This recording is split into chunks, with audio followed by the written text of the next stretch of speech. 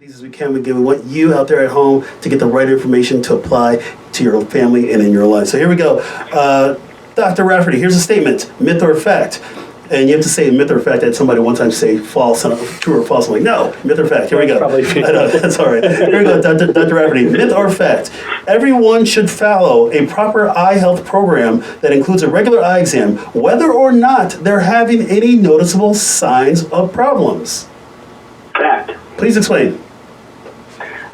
You should always, it's like going to your dentist twice a year. You should get your eyes checked once a year to make sure that if there's any disease processes going on, we can catch them early and get them taken care of. All right, here we go. Next question here for Dr. Grassi. Myth or fact? A cataract must be ripe before it is removed. Is that a myth or fact? So that's worded interesting. I know. Right. So I'm going to say myth so that I can make this point. Okay, little asterisk next to it. I like So it. again, going back to the analogy of the eye being like a camera, cataract develops in the lens of the camera. The lens over the years grows like a tree. It gets thicker and thicker. It blocks out more and more light. When it's starting to interfere with vision, we arbitrarily call the lens at that point a cataract. It is not harmful or dangerous to your eye. We only operate on a cataract when it's beginning to impact your overall quality of life. And so a cataract, again to use your terminology, is ripe when you, as the patient, say that it's impacting your quality of life and we can't make your vision better with glasses. Wonderful, thank you. Here we go, Dr. Rafferty. Myth or fact? 90% of blindness caused by diabetes is preventable. What's your take? Fact. Again, routine eye care, we can pick up most of the early changes with diabetes, and then we can send you to Dr. Grassi to have him do injections if needed or other treatments. All right, here we go, Dr. Grassi, here we go. Safety, we didn't talk about this, but here we go, myth or fact. Safety experts and eye doctors believe the right eye protection can lessen the severity or even prevent 90% of eye injury cases. What's your take on that? Fact, fact, fact. So this can't be emphasized enough, and we should have my kids on the program to talk about stomp rockets, or when they wanted to go play paintball. I've just seen, and I'm sure Dr. Rafferty has golf balls, so many devastating injuries in which the eye has been lost that was preventable with adequate eye protection. Wonderful, thank you very much. Here we go. Definitely. Dr. Rafferty, here we go.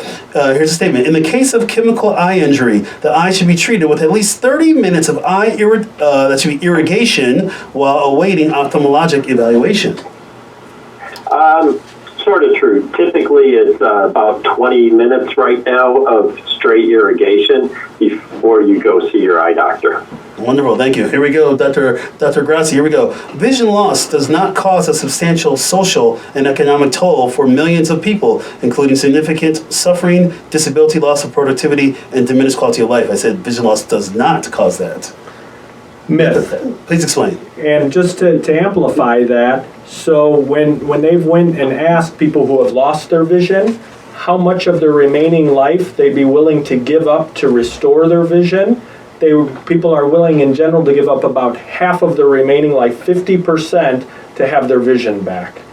Wow, thank you for giving me that awesome stat. And the reality is the economic impact of eye disorders is certainly huge. Even one estimate by the CDC has estimated that the economic impact is $145 billion annually. Here we go, we'll do a couple more of these myths versus facts. Here we go, Dr. Rafferty, I'll skip around, here we go. My child has a lazy eye and nothing can be done about it. Absolutely false. Myth. Please explain. Early treatment with glasses can generally recover most of that vision. That's why I said earlier we recommend kids get their eye exams at about 6 months to 1 year of age, because if they do have a lazy eye, we can get glasses on them really early, and then you can also do patching of the eye, which will force you patch the good eye and it forces the bad eye to start to see, and you can generally improve it a lot if you get a hold of those kids early. By about age 12 or so.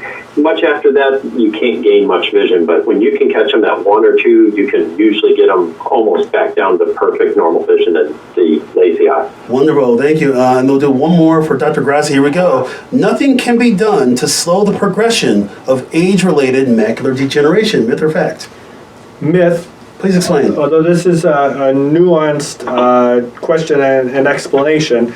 So we talked about age-related macular degeneration being like the cracks in the driveway, and the vision loss being like the weeds that grow in between those cracks. So we have an extremely, in fact, arguably one of the most effective medicines of any medicine that's presently available to treat this condition in terms of these new blood vessels that grow in. And so that's very effective at slowing the progression and avoiding vision loss. What we haven't figured out yet is if there's vision loss just from progression of the cracks and progression of the degeneration, again, because this is neural tissue, no different than your brain or spinal cord, how to fix, repair, or slow that down. Gotcha. Well, thank you. Well, there you guys go, myths versus facts. So we got about 5 minutes left.